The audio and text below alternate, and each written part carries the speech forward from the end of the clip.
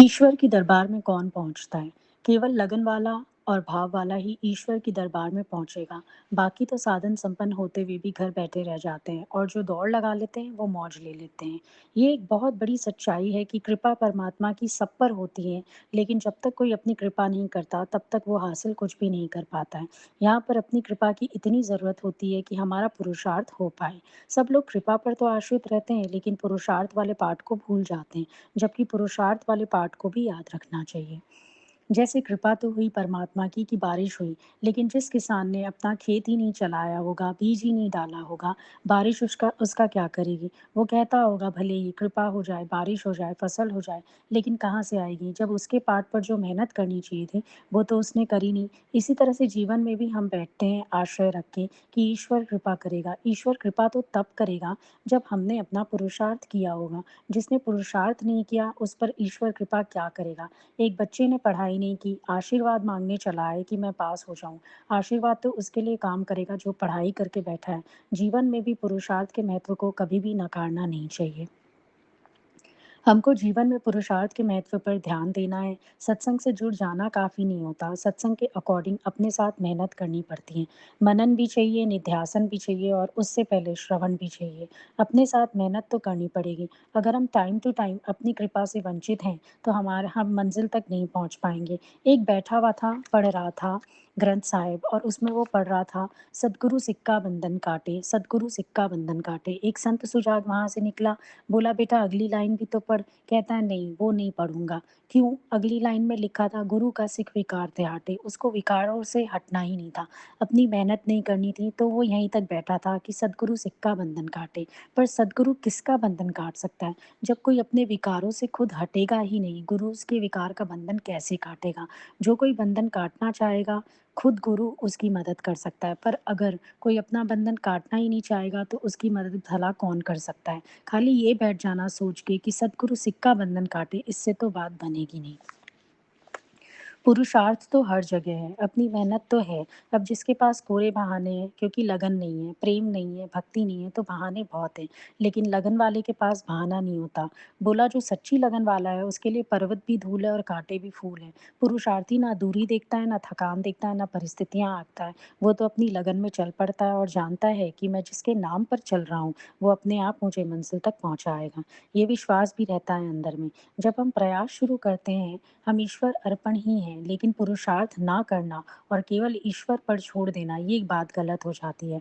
बहानेबाजियाँ हैं ये। भगवान करेगा तो हो जाएगा, भगवान बुलाएगा तो आ जाएँगे, भगवान की कृपा होगी तो ऐसा हो जाएगा। माया में ऐसा कोई नहीं बोलता। हम आपको अगर कहते हैं संसार की बातों को ईश्वर पर विश्वास करके छोड़ दो। भई नौकरी नहीं लग रही, विश्वास रखो, लग जाएगी। बच्चे की शादी नहीं हो रही, तुम आराम से बैठ जाओ, भगवान जब संजोग बिठाएगा, हो जाएगा।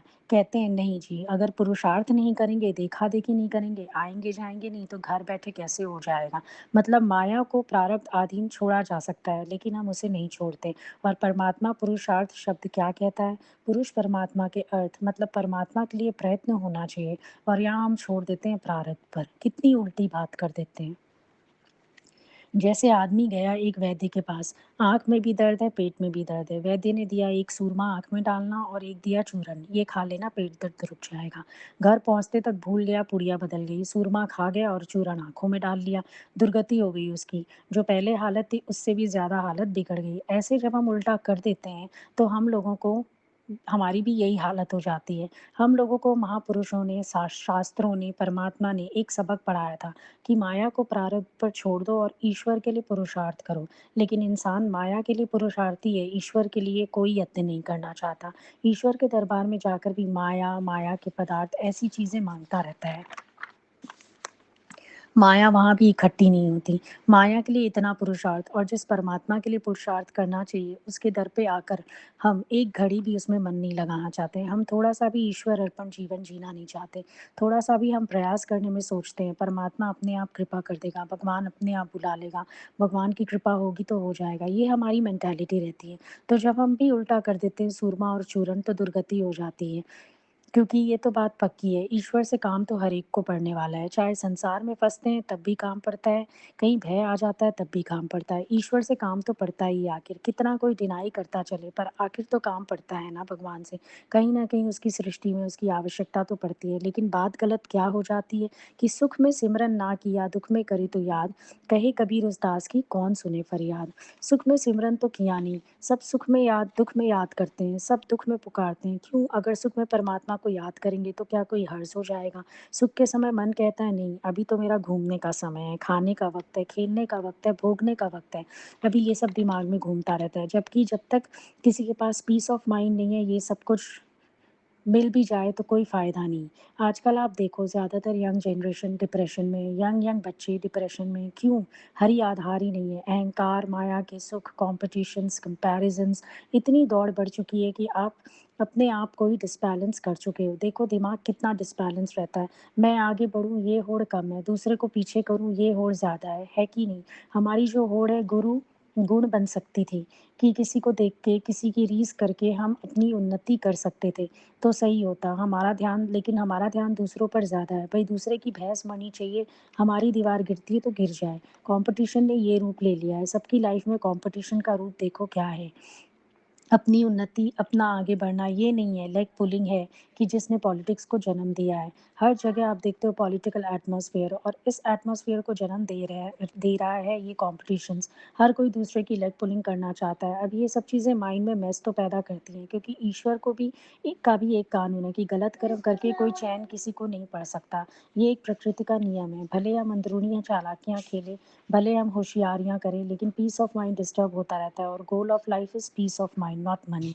As fish finds it's life in water not in Honey. मछली को दूध में डालो, शहद में डालो, कीमती चीज़ें हैं, मर जाएँगी, पर जैसे ही जिएगी कैसे? उसको जब हम पानी में डालेंगे। मछली का जीवन पानी है, ऐसे हमारा गोल ऑफ लाइफ क्या है? विचार करके देखो, आप जिन चीज़ों के पीछे भी भाग रहे हो, आप पाना क्या चाहते हो? पीस ऑफ माइंड का डायरेक्ट कनेक्शन परमात्मा से है। संसार की इच्छाओं की पूर्ति में पीस ऑफ माइंड नहीं रखा हुआ है। सोचते हम ये हैं, इसमें पीस ऑफ माइंड नहीं, इच्छाओं की पूर्ति में नहीं, बल्कि इच्छाओं को जीतने में पीस ऑफ माइंड है। जितना कोई इच्छाओं को पूरा करने के लिए भाग रहा है, उसका पीस ऑफ माइंड डिस्टर्ब होता जा रहा है, परेशानी बढ़ती जा रही है और जितना कोई इच्छाओं को जीतने की कोशिश करता है, जैसे आप देखते हो महापुरुषों को अचाह, तो वो हर वक़्त मौज में हैं, आनंद में हैं, इस रस पी रहे हैं अपनी आत्मा का, उनके पास कोई खेचल नहीं है। क्यों? सही पुरुषार्थ कर लिया, सेल्फ सेंटर्ड हो गए। सब लोग क्या कर रहे हैं? आउटवर्ड्स बाहर दौड़ रहे हैं, सबकी दौड़ संसार की तरफ है, बाहर की तरफ है, वहाँ कुछ नहीं मिलता। सब कुछ घर में है, बाहर कुछ नाही, बाहर डोले सो भरम भुलाई। सब कुछ घर में मौजूद है, स्वयं में मौजूद है।